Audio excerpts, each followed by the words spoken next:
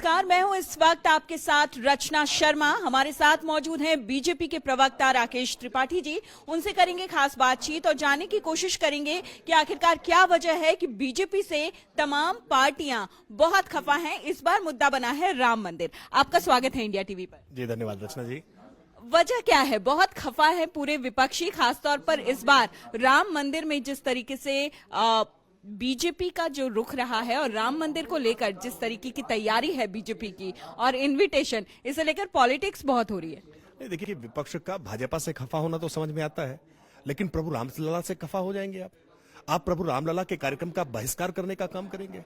यह अवसर था परिष्कार का कि रामलला के विराजमान की अब प्राण प्रतिष्ठा हो रही है। 500 वर्षों की लंबी प्रतीक्षा के बाद प्रभु अपने भव्य दिव्य मंदिर में विराजने जा रहे हैं। पूरा भारत इस समय आनंदित है, आह्लादित है। ऐसे समय में भी वो राजनीति करना उनके लिए जरूरी है, ऐसे समय में भी मजहबी तुष्टिकरण उनके लिए जरूरी है। लेकिन अखिलेश यादव जो है वो कह रहे हैं, आप लोगों का कहना है कि उनको इन्विटेशन जो है, निमंत्रण पत्र कुरियर किया गया है।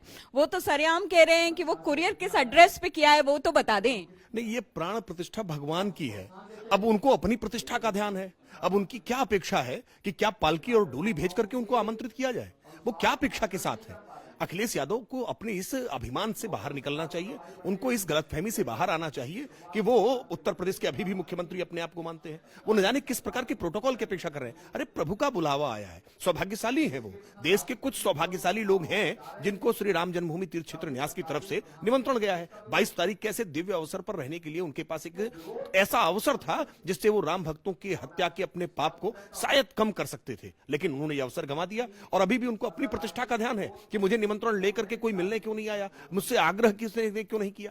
अरे उनको निमंत्रण गया था, बाकायदा निमंत्रण गया है। अरे पूछ तो रहे हैं किस एड्रेस पे भेजा आप लोगों ने निमंत्रण, उन्हें मिला नहीं अभी तक। नहीं, निमंत्रण उन्हें मिल गया, उन्होंने इसकी स्वीकारोक्ति भी दे दी है। उसका अपनी बात को वो पलट जा रहे हैं तो ये अलग बात है। उन्होंने खुद इस बात की स्वीकारोक्ति दी और तब तक वो सवाल उठाते रहे कि निमंत्रण भेजा नहीं गया। जब श्री राम जन्मभूमि तीर्थ क्षेत्र न्यास ने इस बात को स्पष्ट कर दिया, उसकी स्लिप जारी कर दी, 3 घंटे के भीतर उन्होंने तुरंत इस बात को स्वीकार कर लिया कि हाँ मुझे निमंत्रण मिला है, लेकिन ये भी कह दिया कि मैं दर्शन करने अभी जा नहीं रहा हूं।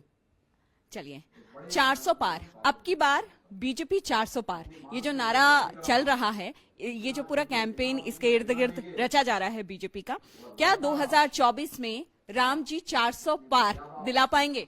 देखिए, भारतीय जनता पार्टी ने आज 4 करोड़ लोगों के घर बनाने का काम किया है। आज 14 करोड़ लोगों के घर में नल से जल पहुंचाने का काम किया है।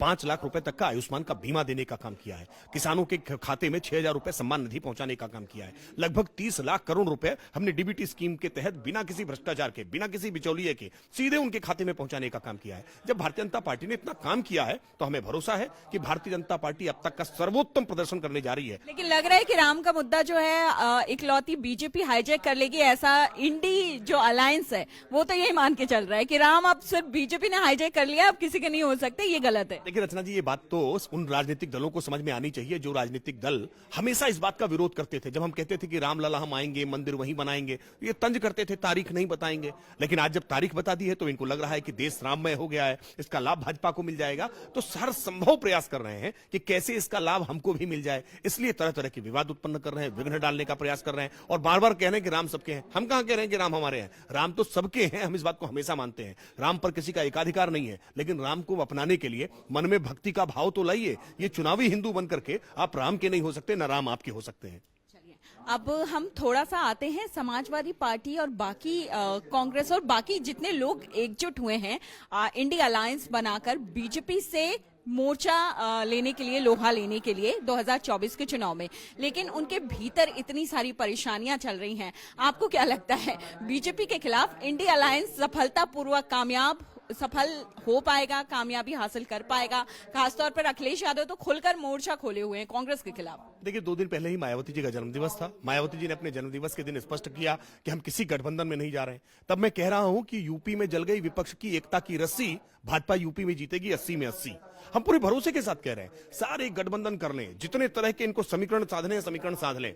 भारतीय जनता पार्टी अपनी गरीब कल्याण योजनाओं के दम पर, भारतीय जनता पार्टी आज अपने आर्थिक, जिस तरह से हमारी नीतियों के कारण देश ने प्रगति की राह पर आगे बढ़ा है, देश आज दुनिया के टॉप 5 अर्थव्यवस्था में शामिल हुआ है। हमें पूरा भरोसा है कि जनता का आशीर्वाद भारतीय जनता पार्टी के साथ रहेगा। कितने भी प्रयास करें, कितना भी बहलाएं, कोई गठबंधन बना ले, लेकिन ये चुनाव भारतीय जनता पार्टी के पक्ष में आने जा रहा है और भारतीय जनता पार्टी एक लैंडस्लाइड विक्ट्री की तरफ बढ़ती हुई दिखाई दे। लेकिन कांग्रेस जो है वो कह रही है कि जो वाकई बड़े मुद्दे हैं, महंगाई है, बेरोजगारी है, ये तमाम मुद्दे कहीं पीछे रह गए हैं। सिर्फ राम के नाम पर आप लोगों का चुनाव जीतने का जो स्ट्रैटेजी है, ऐसा विपक्षियों का कहना है, वो कैसे सफल हो पाएगा जब इस तरह के मुद्दे विपक्ष उछाल रहा है।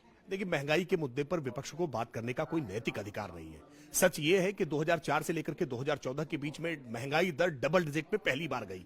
भारतीय जनता पार्टी की 2014 से लेकर के आज 2024 तक की सरकार में कहीं भारतीय जनता पार्टी कभी भी महंगाई दर को हमने डबल डिजिट में जाने नहीं दिया।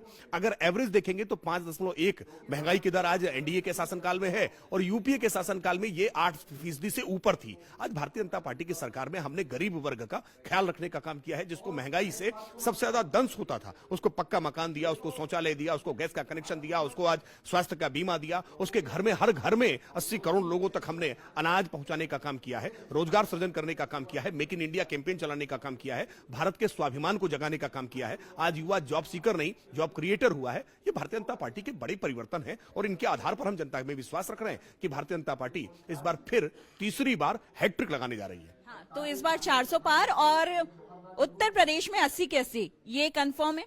देखिए, भारतीय जनता पार्टी अब तक का सबसे बड़ा इतिहास रचने जा रही है। अब तक भारतीय जनता पार्टी ने जितनी सीटें कभी नहीं पाई थी, हम उससे ज्यादा सीटें पाने जा रहे हैं और हो सकता है कि देश में इतने बड़े नंबर्स के साथ कोई सरकार न बनी हो जितने बड़े नंबर्स की सरकार भारतीय जनता पार्टी की बनेगी। उत्तर से लेकर दक्षिण तक, पूर्व से लेकर पश्चिम तक आज भारतीय जनता पार्टी ने अपना विस्तार किया है। कांग्रेस पार्टी आज कहां है? उत्तर भारत में पूरी तरह से कांग्रेस पार्टी साफ हो गई। उत्तर प्रदेश में आज कांग्रेस पार्टी के एकमात्र सांसद श्रीमती सोनिया जी हैं, वो इस बार चुनाव हारने जा रही है।